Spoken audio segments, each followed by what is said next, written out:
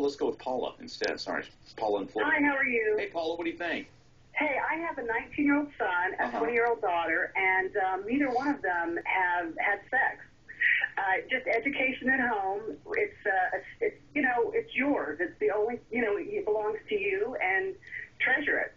Okay, so when did you begin conversations with your kids? And I mean, was it, okay, we're having the talk at age 12? Was it an ongoing dialogue? How'd you handle it? This was an ongoing dialogue. They always were educated with books and, just good information from home.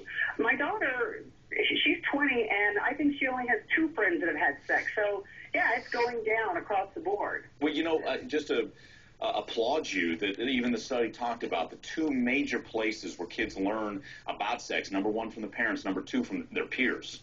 Right. So and you're nailing it, and if that's what's going on, if you're talking to them and their friends aren't having sex, there you go. Yeah, I love it. I love that they're good kids, and yay. Yay to Martin. We did something good. Yeah, great call. Yay to you, Paul, as a mom. Nice job. Good talking to you. Thanks for calling in. Let's get some